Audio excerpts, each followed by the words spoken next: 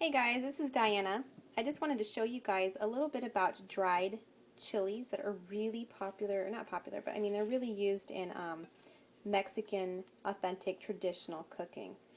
Our first meal of week six's menu plan is going to be making an adapted pozol, which is a really nice Mexican stew that's really flavored with these chilies that give it a lot of depth and flavor. And really they're just really deep, and they add so much. But one of the things that's hard about getting these dried chilies is that they're super hard to find organic. Okay, you can go to your most grocery stores anymore and find these in the Mexican section, or go to any local Mexican grocery and you'll find them.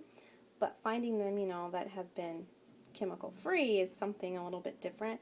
And that's one of the main reasons why I grow my own peppers during the summer.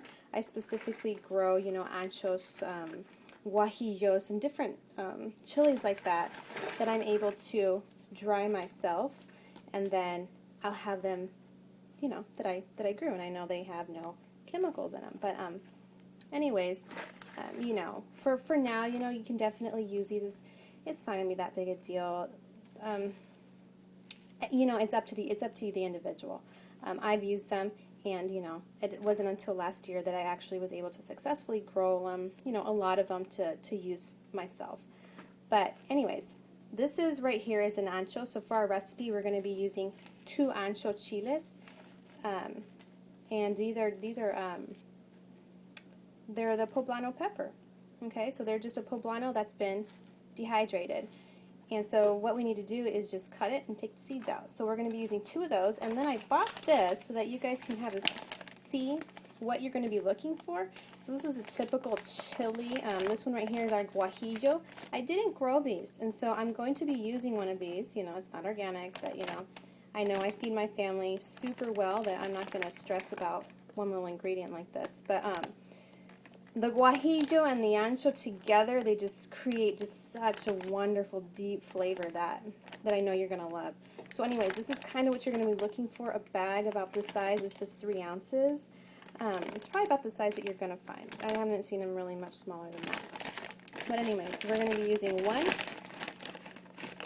one guajillo, which are just kind of long like this and kind of reddish. And then we're going to be using 2 anchos, okay? So what you need to do is cut off the top. Now you can, oops, sorry about that. You can cut it off with a knife or whatever, but I like to just grab it with scissors, and I chop the top off, okay? So when you look inside, you're going to see that that's where all the seeds are. So what I like to do is just grab it right in the middle, and I just slice down, all the way down. Because you're going to want to get rid of those seeds. You don't want to use those. Okay, so you're going to see inside it's full of seeds. So we'll get rid of all of those seeds. And what I want you to look at is, depending on the spice level. Now, since they've been dehydrated, the spice level isn't to the capacity of what they are when they're fresh. But, the seeds are what harbor all of that kick, all of that spice. So you want to get rid of those if you don't like a whole lot of spice. And also the veins. So see here, you're going to see the veins that come straight down here. All you do is you just grab them, and you can literally just pull them apart or pull them off. If they don't all come off, it's not that big a deal, but see, you can see how they just kind of start to come out. Those are the veins that contain all of that heat. Now, I know for my family, we like to get rid of them. Okay? So that's what you do. So, you get this. You don't have to rinse it. If you rinse it, you're going to get rid of a lot of that flavor. But for this specific recipe, you're just going to throw it into the crock pot, and then later we will blend this and then strain it to get rid of the outer tough skin. Okay, so that's your ancho, and then this is your guajillo. Now remember, if you're sensitive, use gloves, because these are chilies. I'm not so sensitive to the dry chilies, but I'll definitely wash my hands after this. Okay, so I will slice it open, and you'll see all those seeds. Now these guajillo, you're going to see that those veins do come out a lot easier. And there they are. See that? So that's the vein that you want to get rid of if you don't like that heat. If you like a lot of heat, by all means keep it in there. It's going to be spicier. Okay? So what we're going to do is just reconstitute these. So we're going to reconstitute them in the crock pot, let it do it, simmer in there for 8 hours, and then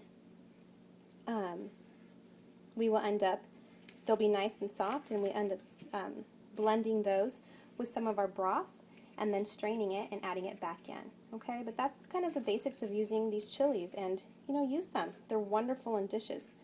If you have any questions, let me know in the comments, and I hope this helped out a little bit about understanding a little bit more about chilies, and I just hope you enjoy cooking with them and this learning a little bit about how to add that extra depth to different dishes by simple ingredients.